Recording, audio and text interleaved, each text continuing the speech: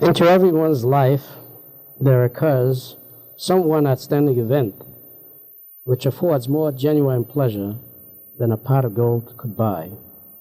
In my life, fortunately or unfortunately, I got to know about Baba about 12 years ago.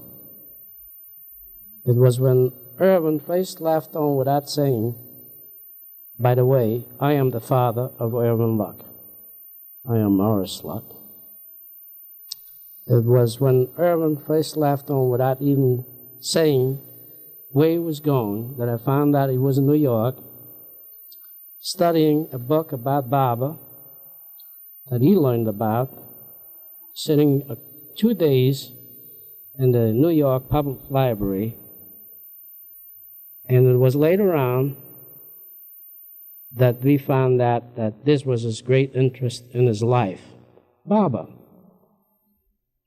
I learned that Baba was in India. And a very sudden impulse, not only did Irwin get fascinated with this spiritual leader, Meher Baba, but he decided immediately that he was going to take a trip to India. Well, at first I thought, what is this monstrous thing? And who is this Baba? And where I learned also from my wife, whom I requested of to find out how many religions there are in India. And she told me there count approximately 5,000 religious leaders.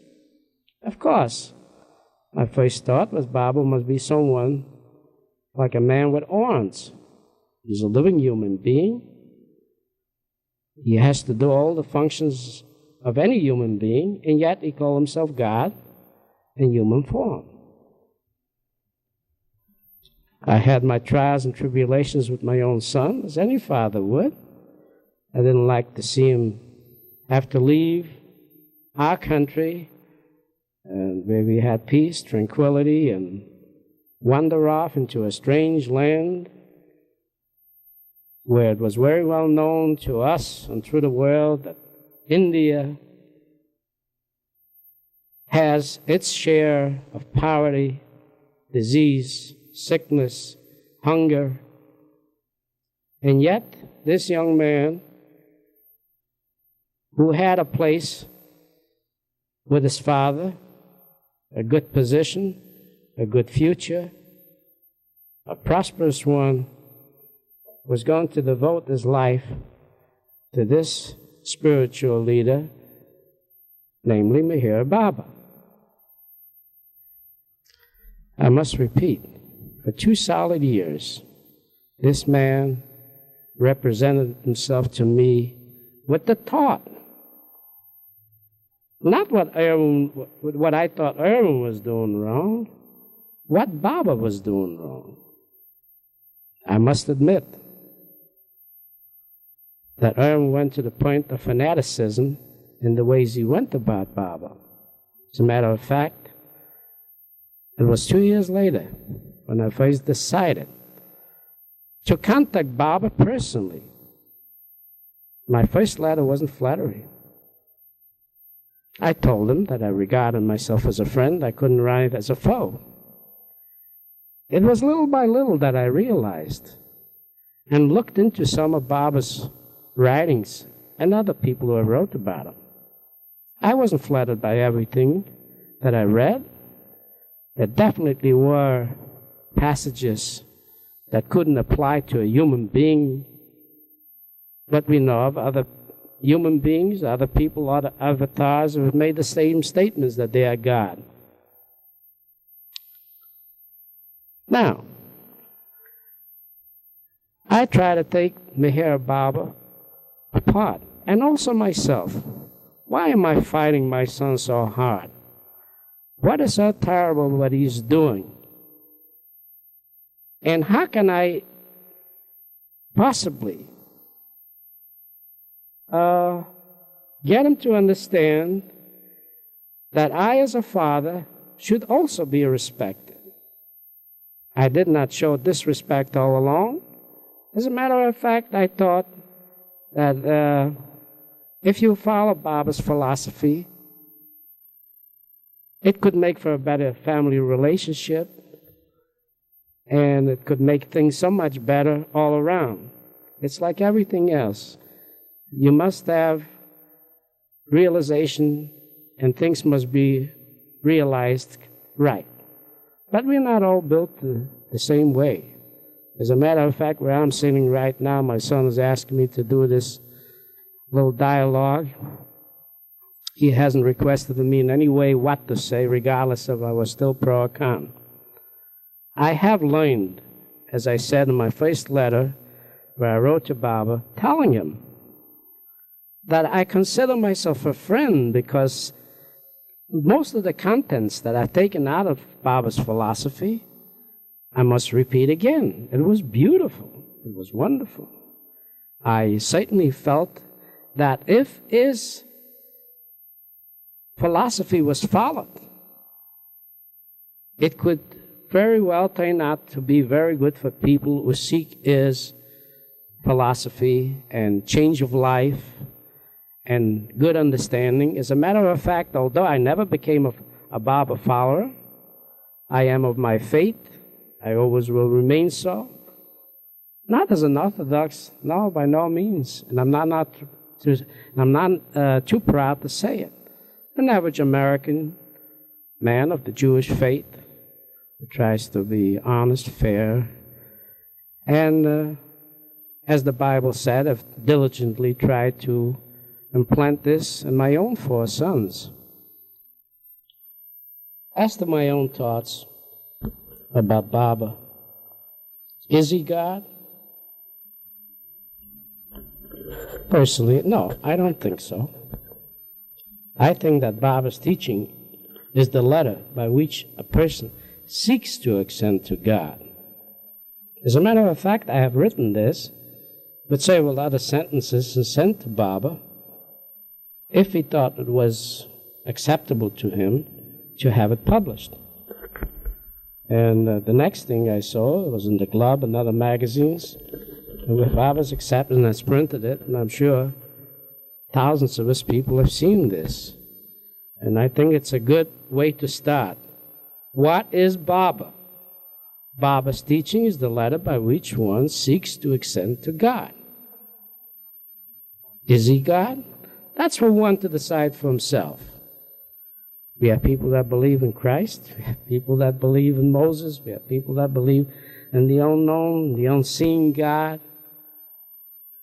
Getting back to what made me change my mind from the man that I thought of Baba as the man with the horns, only because I also seek the truth. And I wrote to Baba personally. My first letter, the first letter that I received from Baba, read that although Baba was in seclusion, that he requested that the letter be read to him. As I mentioned earlier, my letter wasn't too popular or friendly, but Baba realized that my letter was sincere, and where I said that I am a friend, and he said that friendship is the first thing that is important, because with friendship comes faith, belief, and other good things can come of it. It is now 10 years later. I still have my trials and tribulations, and what I think about Baba and how I feel about Baba.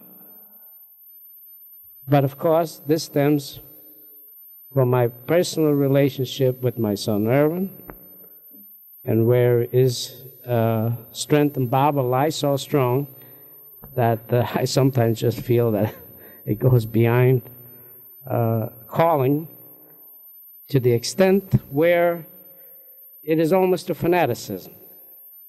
But that is his right and his feeling.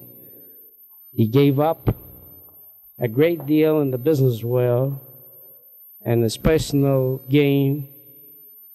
He has made 5 trips to India. He's a man that I would call, should have been a father by now. But he has his way of doing things his way, and I just decided the best thing to do is to go along with him.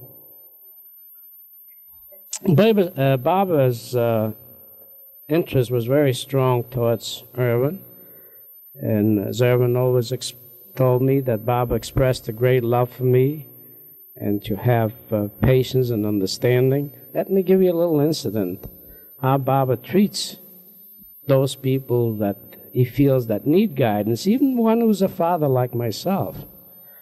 I had strong trials and tribulations with Irwin, and where he once had a scarf that Baba personally gave him.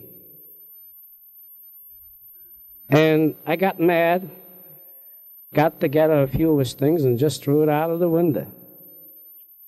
Irwin wrote to Baba with great pain because Baba personally gave him this gift, the scarf.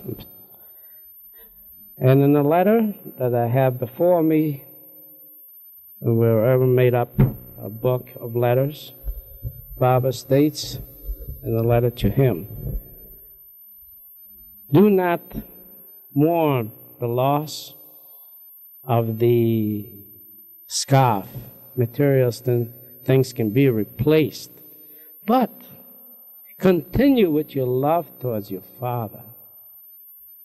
And when I read that, it just thrilled me to see that Baba only thought of the human traits of people, how to best behave, and to have consideration, humility, and love, and that material things can be replaced.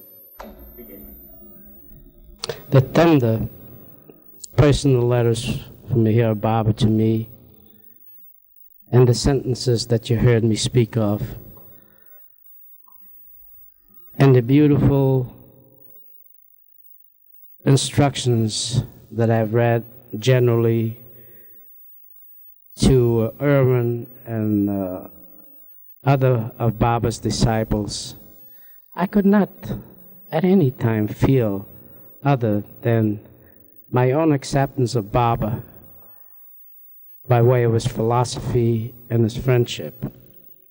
I was most hurt when I first read a little passage in the Miami Herald that Baba has passed down.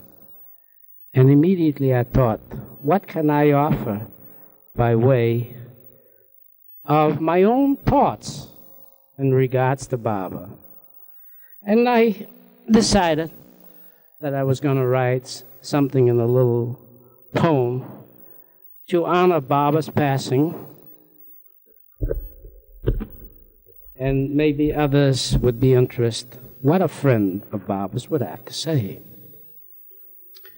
Here I just picked up a little plaque that my son Irwin, in appreciation to me of this beautiful and tender poem that he feels it is, and here's what I had to say. Meher Baba is my friend, a man who follows in the path of a master is never lonely, for he lives in the guiding light of love. Never shall he fear when the master is near. To me, Meher Baba is my friend. His passing is not the end. Eternally I shall feel his guiding hand. Underneath, I put my signature, Morris Luck. By the way, I'd like to show you a large picture of Meher Baba, which was always my favorite. Although I'm of the Jewish faith, I like to think that he was also my father because he comes from our faith, namely Meher Baba. He looks Christ-like, so spiritual, so beautiful, tranquil. And this is my favorite picture. I always posted this. Also posted this on this plaque. And of course, Irwin was most happy about this whole thing. And he thought he'd like to give it to me in turn by way of this beautiful plaque. and a little note that he wrote, which is in yellow on my left. And it says, "My dear Dad." By the way, it was written by him January 31st, 1970. I can think of no better gift to give you. Those beautiful words composed by you 1 year ago, when your beloved friend, Meher Baba, left his body. May these words live forever. Your loving son, Irwin. I must say, I think I was more pleased by this little note than maybe he was by my plaque, but I think it works both ways. And there is where my friendship spells practically everything of my feelings towards Baba. If I can only get Irwin to work with me, I would really love to build some sort of, not a monument, but some kind of rest place where people can come in. Maybe something like a spiritual building such as Baha'i has in different places. I understand one in Israel, Chicago, and others. But people of all faiths can just come in and take solace in Baba's philosophy. I feel that our next generation would be a lot better off. It took me a long time to learn, and I think I have learned something. Thank you, Irwin. I would just like to add this. Some long time ago, I asked you, where do you know? Where are you going? What do you accomplish?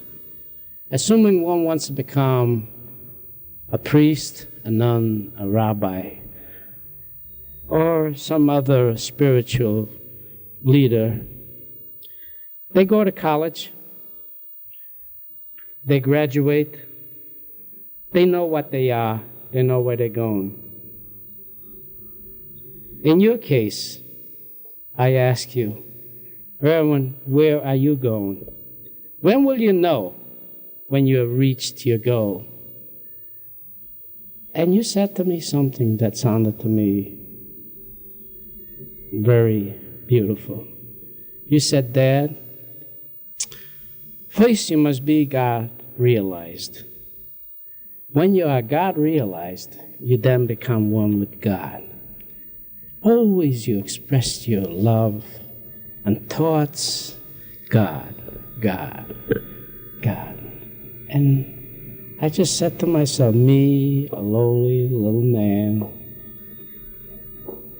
as a son, as I said before, who's given up so much of the material things to serve God.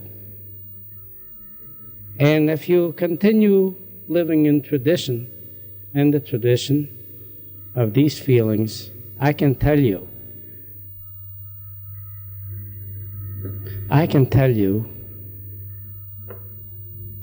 that although you may not enjoy the material things that people are running after now, you will find your niche, as you already did, in what you're doing. When you get up, noontime, nighttime, the countless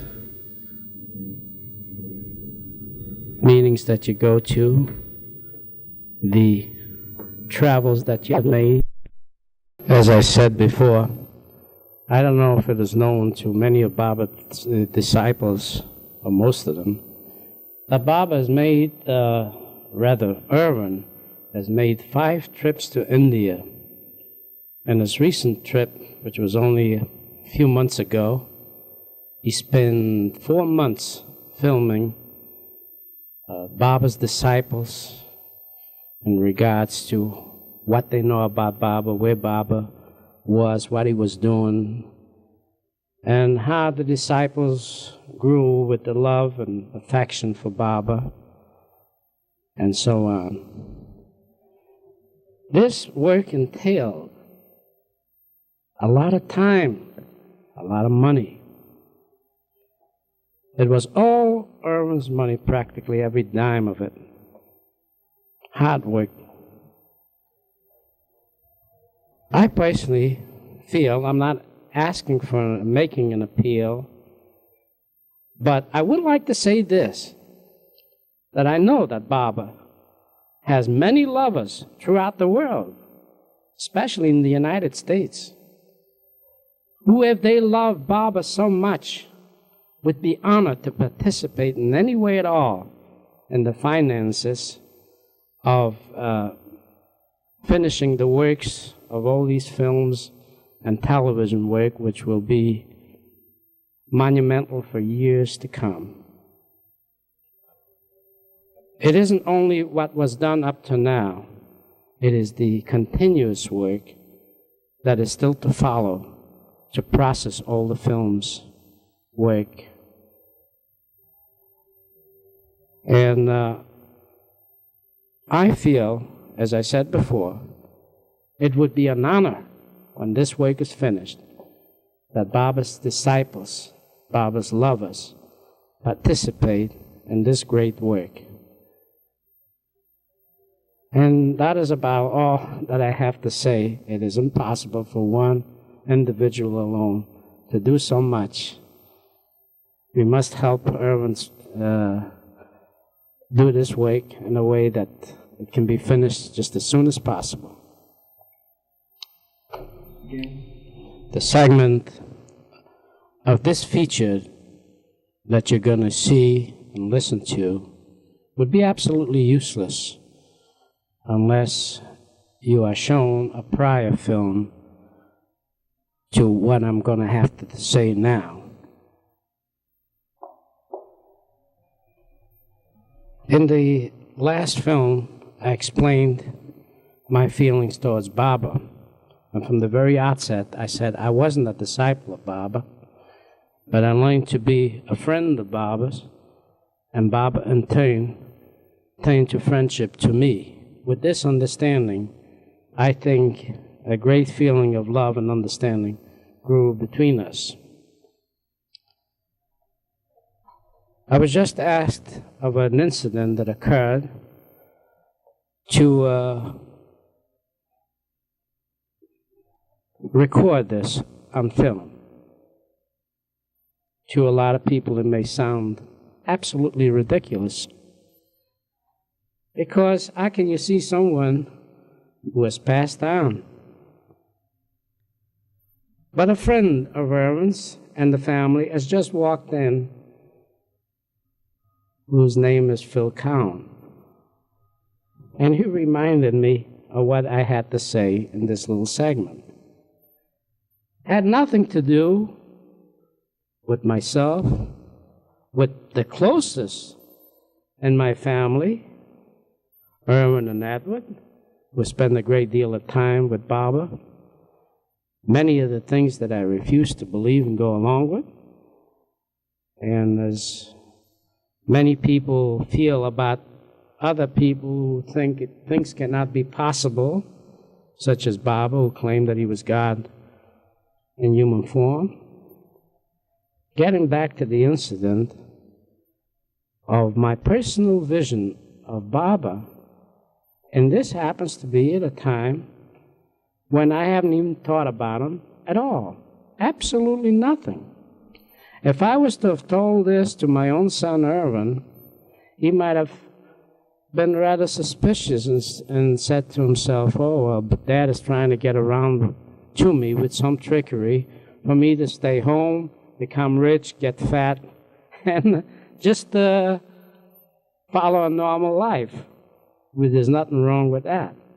And yet, Irwin was amazed because it had nothing to do with him, his brother, or ourselves. I was sitting late at night in my living room from where you see me right now, and after watching a late show and dozing, it seemed to me that I heard a light voice, very soft, and an accent of an Indian an Indian accent. And it dawned on me also that I'm seeing a vision of Meher Baba, just exactly as we look at on the picture that I'm pointing right now. Christ-like. And I said to myself, am I dreaming? I must be dreaming. And repeated the same to myself. And yet, there he was, standing exactly as the picture is. Now, I must remind you, people, that I had no such a picture at all. I'd never seen that picture until Irwin showed it to me out of an album of many other pictures. And I saw him exactly as I see him right now.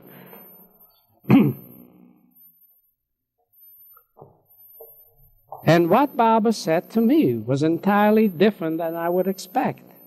He requested of me to give a personal message to Phil. It had to do with contents which I don't care to reveal here because I don't want to embarrass him, and there was nothing actually to be embarrassed about.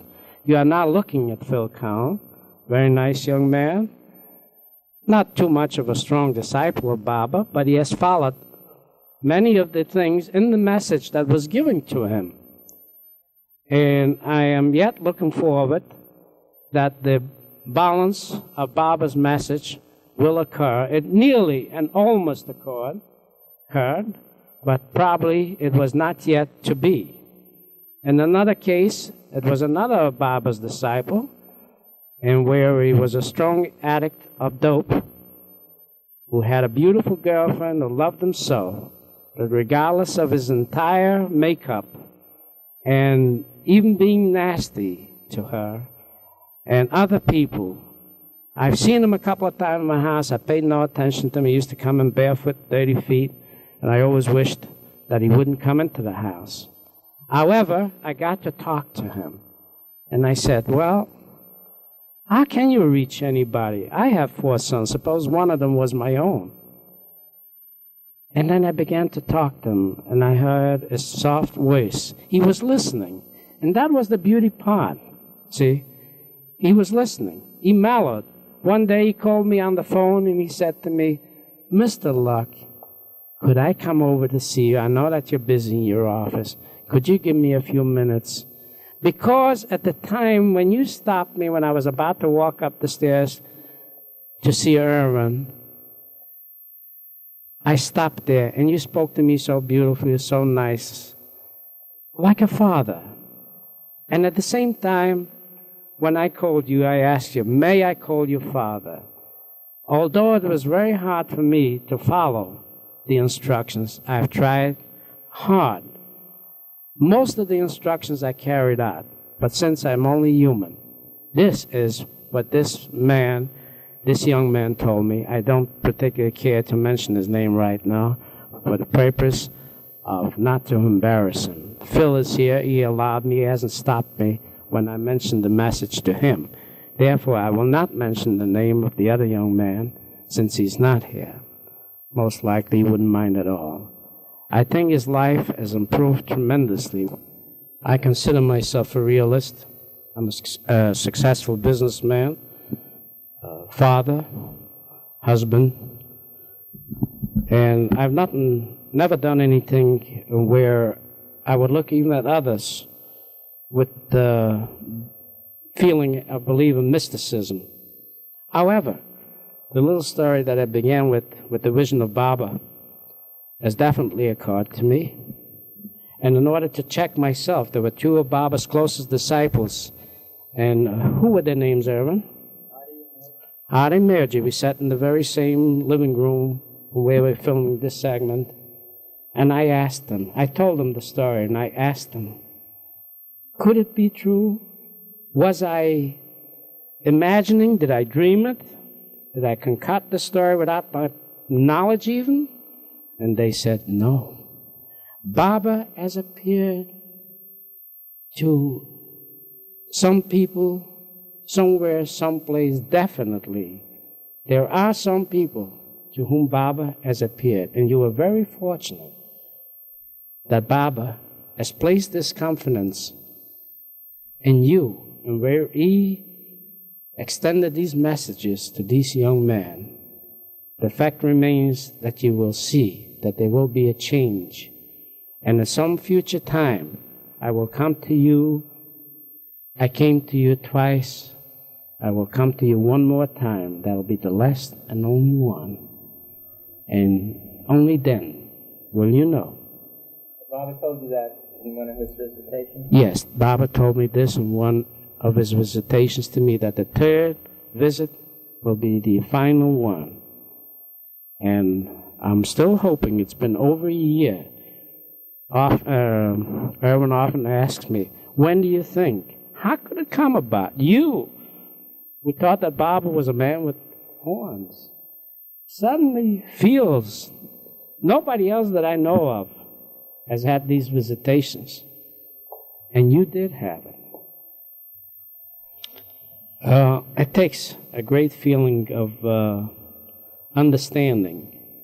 And when you apply yourself strong enough, it is possible, if it's in truth and love of friendship and love of understanding. And I feel I have no other explanation. It was only, I wish we could ask Baba why, but maybe in his third visitation, will he tell me?